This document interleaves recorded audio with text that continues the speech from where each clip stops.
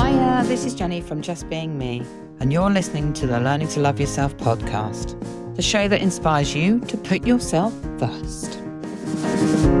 Learning to love yourself on the path to happiness. Learning to love yourself on the path to happiness. So I was talking to somebody about actually just saying no. And it was a really interesting one because of the fact that they were saying how guilty they felt just to say no. And it's really something that you need to practice. Try saying it to yourself and looking in the mirror. Try telling yourself on a regular basis, it's okay to just say no.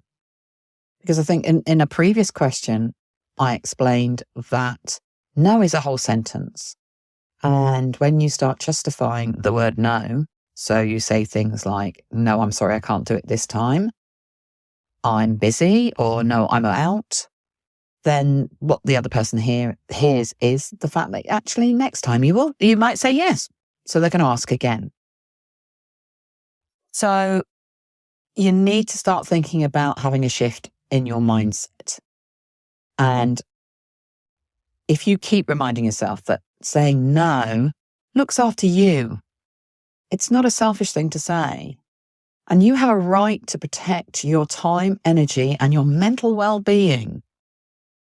Saying no means that you have the capacity to say yes to things that truly matter, things that you really want to do. So starting to say no, because you're just not going to be able to say no to everything straight away. Start in places where it's not really going to matter if you say no. So make sure that the consequences of saying no are really minimal.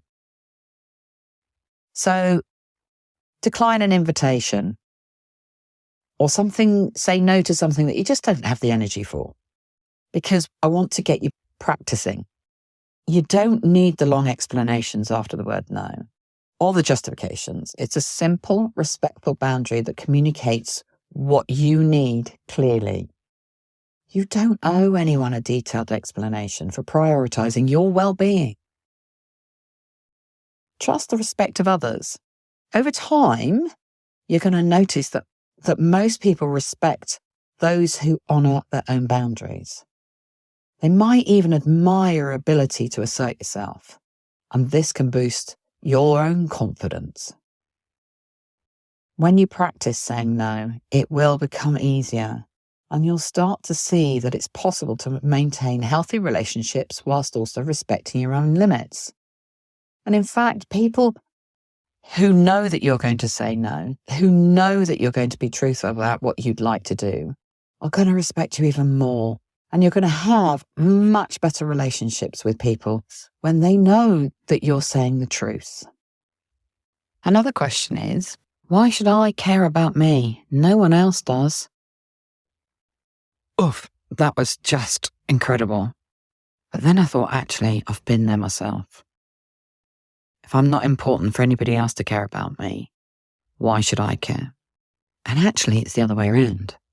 Nobody's going to show you the care because they don't think you need it. Because if you're not caring for yourself, that must mean that you don't need anybody else to care for you. You need to care for yourself, and you need to identify the needs that you have to other people. Because, guess what? People aren't psychic. They don't know what you need or want unless you tell them. They're just guessing. And their best guess is watching you behave in the way that you do. If you're struggling with any of the questions that we've listened to today, please come and talk to me. My first session is free, and we actually get on with some mindset work whilst we're there. Go to my website, which is www.jennyfield.co.uk. Go into the coachings tab at the top and book yourself a free session. Thanks for listening today. If you'd like to know more, you can find all the links down below. Oh, and don't forget to press subscribe so you can catch the next one. See you soon.